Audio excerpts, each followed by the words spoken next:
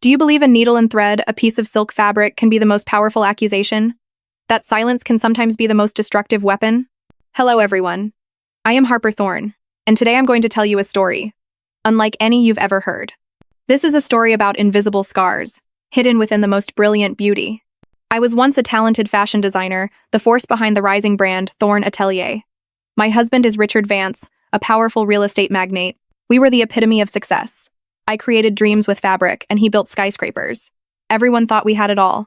We lived in the glamorous world of lavish parties, flashing lights, and fake smiles. People called me the Queen of Elegance, beside my powerful husband. But behind that silk curtain was an entirely different story. A story of betrayal, hurt, and my journey to transform pain into art.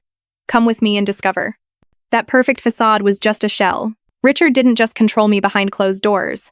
He took pleasure in humiliating me right in front of friends and business partners. He loved turning me into a laughingstock to display his power, the power he thought he gained from holding everything in my life. I still remember those lavish parties, the clinking of glasses, and all eyes on me, but not because of me, but because of Richard. Once, at a charity gala, I was explaining the inspiration behind my new collection designs inspired by contemporary Gothic architecture, full of symbolism. I was talking about the interplay between rigid structures and soft beauty when Richard immediately interrupted me with an unpleasant smirk. She's just a dreamer. Don't mind anything she says.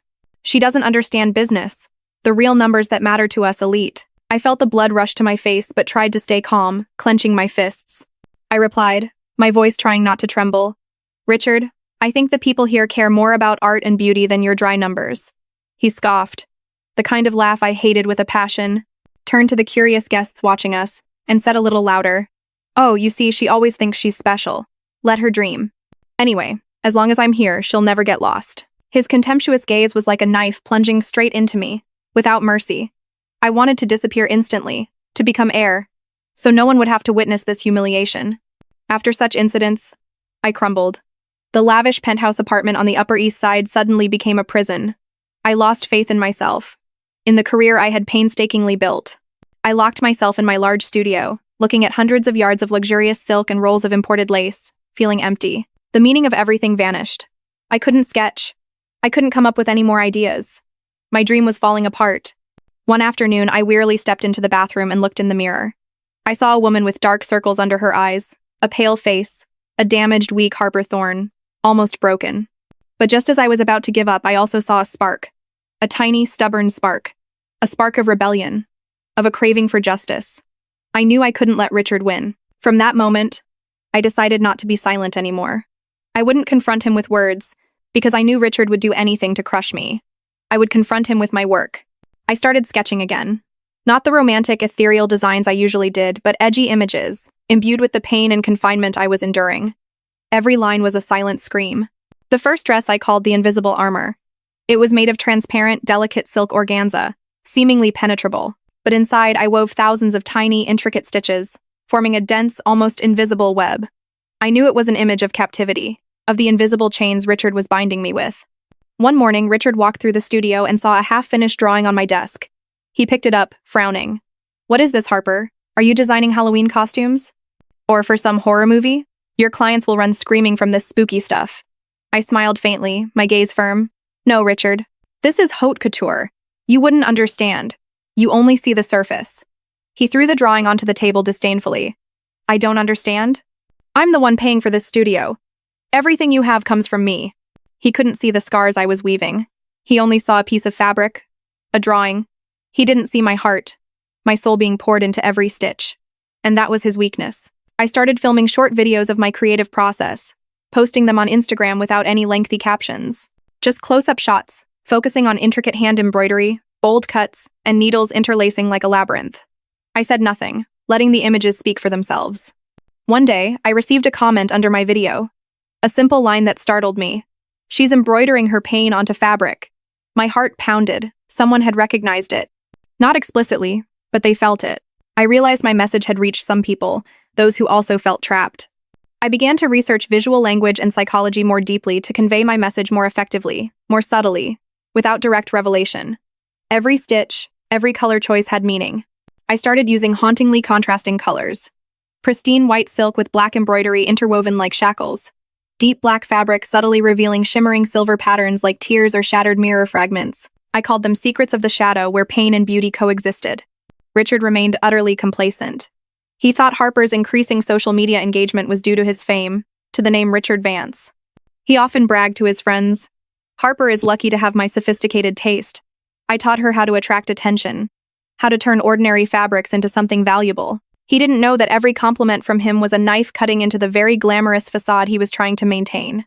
He was digging his own grave. My short videos on Instagram began to spread like wildfire. Not just for the pure beauty of the designs, but for the hidden messages within them, things people felt but couldn't name. Comments flooded in. "I feel connected to these scars. She's speaking my heart. So powerful and subtle." It was like an undertow, growing steadily. The New York fashion world, always chaotic and harsh, began to notice Thorn Atelier. Renowned fashion critics, whom Richard always tried to bribe for favor, now sought me out on their own. They not only praised my technique or creativity, but specifically emphasized the hidden depth, the wordless story my designs conveyed. They used words I knew Richard would never understand. One of the largest magazines in the industry ran a cover story with a sensational headline, "Harper Thorn, when fashion tells a story words can't express." Richard read the article and merely shrugged with a look of disdain, his morning coffee cup still in hand. "Just some fleeting flattery, Harper. Who do you think you are? Without me, you'd be nothing." But not everyone was as oblivious as Richard. Chloe, my best friend from college, a sharp investigative journalist with an eye for spotting falsehoods, began to notice irregularities. She knew about Richard's public humiliations, about the cracks in our seemingly perfect marriage. Chloe called me late one evening when Richard was out. Her voice was filled with worry, mixed with a hint of astonishment. "Harper, your new designs. They haunt me. I see things you probably don't want anyone to see. They're like accusations you can't speak. What are you doing, Harper?" I took a deep breath, trying to feign calmness. "What are you talking about, Chloe? I'm just being creative. Art, you know." But Chloe wasn't easily fooled. Her voice became more serious, almost a command. "Don't lie to me, Harper. I know what a jerk Richard is. What are you trying to say with these clothes? Are you in danger?" I was silent, not a word. I just breathed. My silence told Chloe everything she needed to know. She knew what I was doing. Chloe didn't demand further answers. With her sharp investigative experience, she quietly began gathering information about Richard. She didn't directly interfere with my plan, but subtly prepared a backup plan, a safety net. She knew I couldn't fight on all fronts alone. Chloe told me in a secret meeting, "You don't have to do everything yourself, Harper. I'll be your eyes and ears. Just focus on your work. I'll take care of the rest." For the first time in years, I felt I wasn't alone. With Chloe's covert support, I poured all my energy into the upcoming New York Fashion Week collection. I knew this was my only chance to speak the truth publicly, yet subtly. I decided to create a masterpiece, the final dress that would be showcased my clearest statement. I called it steel fabric. It would look like the softest, most flowing silk, but hidden within would be a powerful, unbreakable message, an indictment that would echo through the hall without a single word being uttered. While I was getting closer to my goal, Richard, though still annoyingly complacent, began to grow uncomfortable with Harper's increasing fame without his clear contribution. He felt overshadowed, pushed out of the spotlight. He started trying to control me more tightly, like a kite with a broken string that he desperately tried to reel back in. Richard started calling me constantly during work hours, at least 10 calls a day, demanding I report everything, from whom I'd met and what I'd said, to the smallest details of meetings. "What are you doing, Harper? Who's been contacting you? Are you seeing anyone else? Do you remember who you belong to?" Here's the continuation of the story, translated into American English. Once, he called in the middle of a crucial fitting with a major fashion magazine. I tried to lower my voice, suppressing my anger. "Richard, I'm busy. I'm working on the upcoming collection, you know that." He didn't care at all. His voice was commanding, almost a growl. "Busy with what? Do you know who funds your shows? Who made you Harper Thorn as you are now? You have to obey me. You're my property." I could only clench the phone tighter. "I'm creating value, Richard. Value that money can't buy. The value of a free woman." Those words infuriated him. But he couldn't do anything to me right then because I was doing my job and I was in public. He could only yell into the phone and I hung up. He didn't know that he was personally pulling down the curtain on himself. I leveraged Richard's anger and his ignorance of art to continue my plan. He was too blinded by his arrogance to see the hidden messages in the designs. He would never suspect a dress could expose everything. I had planned the final show, a dress that would tell my entire story. An accusation without words, a liberation without argument. Just art, Richard, just art. That night, the biggest show of my career, of Thorn Atelier. The Lincoln Center Auditorium was packed with notorious fashion critics, journalists from major newspapers, A-list celebrities, and Richard's most important business partners. The stage lights were dazzling, the excited murmurs of the crowd echoed. Richard sat in the front row, center stage, with an infuriatingly smug look, as if he were the king of the night. I walked onto the stage, the bright lights shining directly into my face. My heart pounded like a drum, feeling like it was about to burst from my chest. But I knew this moment wasn't for me, not for applause or praise. This moment was for the truth, for all the hidden scars to be exposed. The models strutted onto the catwalk one by one, showcasing the dresses from the Hidden Scars collection. Each design received enthusiastic applause, whispers about the profound message they conveyed.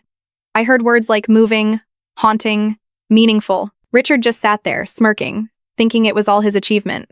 When the invisible armor dress, the first dress I created after realizing Richard's manipulation, appeared, a renowned fashion critic, Miss Evelyn Reed, famous for her razor-sharp remarks, stood up, grabbed the microphone, and declared loudly, her voice echoing through the auditorium, "Harper Thorne has turned pain into art." Richard still didn't understand what was truly happening. He just smiled, applauded perfunctorily, thinking all the praise was for his brilliant guidance. He even whispered to the person next to him, "See? I told her how to stand out." He had no idea that the curtain was about to be lifted. I waited for the decisive moment. The moment everything would fall apart. The last model walked onto the stage. It was the steel fabric dress, my ultimate masterpiece, embodying all the resentment and longing for liberation. It shimmered under the lights, looking soft as mist, impossibly delicate. The model slowly turned, her back to the audience. Just then, a sophisticated laser system hidden beneath the catwalk activated. The light shone directly onto the fabric's surface, revealing lines of text woven subtly, almost invisible to the naked eye, on the dress. They weren't patterns. They were words. And then, those words, the exact humiliations Richard had spoken to me over the years, appeared clearly on the large screen behind the stage, projected directly from the dress. "You're just a pretty hanger. Your little sewing hobby. You don't understand business. Everything belongs to me." The entire auditorium fell silent. A deadly hush descended. Richard sat in the front row, his face pale, his eyes wide. He couldn't believe what he was seeing. Everything he had done, everything he had said, was now exposed before hundreds of eyes. The entire hall seemed to freeze in that moment. Then a murmur grew louder, turning into a furious clamor. Richard sprang to his feet, his eyes wide with panic, not a hint of self-satisfaction left. He couldn't believe what he was seeing, couldn't believe I dared to do that. Richard lunged towards the stage, intending to cause a scene, to yell, to deny everything. But Chloe, my best friend, the sharp investigative journalist, appeared just in time. She blocked Richard, gripped his arm tightly, and whispered close to his ear, her voice cold but authoritative. "If you go up there now, Richard, you'll confirm everything yourself. You'll be the loser. You'll prove everything she's saying is true." Richard glared at Chloe, his face a mix of anger and panic. You knew about this?" Fear was clear on his face. He trembled. He knew the game was over. He had been defeated by his own arrogance. He had no choice but to stand still. I, at that moment, stepped onto the stage again and bowed. Everyone in the auditorium rose to their feet simultaneously, not for the beautiful dresses, but for the courage and the powerful message I had conveyed. The applause roared like thunder. The next morning, the newspapers exploded. No one directly accused Richard Vance in the headlines, but the story of Harper Thorne's art-reflecting truth spread everywhere. Photos of the steel fabric dress with the visible words were published. Those phrases were analyzed, and it didn't take long for the public to link them to Richard Vance, my wealthy, famous, and controlling husband. The truth no longer needed a direct statement. Richard Vance became the target of criticism, even though no one directly named him. Business partners began to withdraw, his reputation collapsing as quickly as a foundationless building. Lucrative contracts vanished into thin air. He became an outcast in New York's elite circles, a manipulator and humiliator of his wife, exposed by her own art. A week later, I received an email from Richard's lawyer. He wanted a divorce as soon as possible, no property dispute, no further argument, just wanted everything out of the public eye. I smiled. It wasn't just a legal victory. It was my victory. Of freedom, of truth. My life after the divorce wasn't a fairy tale. There were still days I felt tired, felt the mental scars still aching.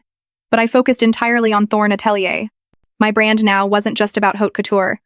It had become a symbol of resilience, of overcoming adversity. I no longer had to fake smiles, no longer had to hide my scars or fears. I could be myself, completely free. I am Harper Thorne, a woman who found her voice and her strength again. Thorne Atelier flourished. I became an inspiration for thousands of women around the world. Messages, emails, and letters filled my inbox every day. They told their own stories, similar pains, and thanked me for showing them a path. There's one message I read over and over whenever I need more motivation. It came from an anonymous woman. You showed me that you don't have to scream to be heard. Sometimes a needle and thread, a small act, can change your entire world. That meant more than any award. Even though everything had ended, there were still curious people. Reporters trying to dig, wanting me to speak directly about Richard. They wanted a noisy scandal, a direct confrontation to draw attention. A reporter once asked me at a press conference, "Harper, do you have anything you want to say to Richard Vance right now? After everything that's happened?" I looked directly into the camera, smiling calmly. I have nothing to say to him. What needed to be said, I've said through my dresses. And I think that's enough. The reporter's face showed clear surprise. They understood that I had moved past it all. I was no longer a victim. After that, I continued to create collections with more positive messages. About healing, about women's inner strength. No longer hidden scars, but blossoming flowers from those very scars. My designs became symbols of hope and resilience. Thorn Atelier was no longer a hiding place for scars. It became a place to celebrate scars as a symbol of survival, growth, and the beauty of a woman who has overcome everything. Richard Vance completely disappeared from New York's elite circles. No one mentioned his name at lavish parties or in business newspapers anymore. His career vanished into thin air, just like he had once tried to destroy mine. He became a shadow, a cautionary tale no one wanted to retell. He got what he wanted. A fight. A crowd. But he lost the only thing he couldn't control. The thing he thought he held for life. Me. And that was my greatest victory. My story can be a mirror, a reminder. The biggest lesson I learned, deeply ingrained in my bones, is never, not for a single second, let someone define your worth. Especially those who try to belittle you, try to exploit you, just to lift themselves up. They don't decide who you are, what you deserve. Before, I thought strength was about yelling, about loud struggles. But I realized that true strength isn't about how loud you scream, or how fiercely you argue. True strength lies in how resilient you are when everything crumbles. It lies in your ability to rise from the ashes and rebuild your life, your own way.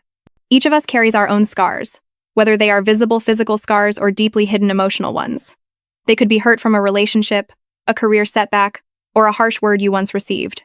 Don't hide them, embrace them, turn them into your story, into your strength, into proof that you survived. Perhaps right now you feel stuck in some silk cage, a toxic relationship, an unhappy job, or a societal prejudice. Look at your scars. Listen to them whisper. They are telling a story. The story of a strong, resilient woman. A man, waiting to be liberated. If you feel trapped, feel hurt, don't hesitate. Seek help. Share your story with a trusted friend, a professional, or a community. Most importantly, find your own voice. Never stop believing in your worth, in your ability to overcome anything. This life is too short to live in fear and the manipulation of others. Don't let anyone extinguish the light within you. Fight for your own peace. Free yourself from invisible chains, whether they are made of silk or steel. Freedom, truly, is the most precious thing. I am Harper Thorn. This is my story. The story of the scars hidden in the silk that led me to freedom. And I hope this story will inspire you to re-examine your life, find your inner strength, and write your own story of liberation. Thank you for listening, and remember, you deserve to be happy.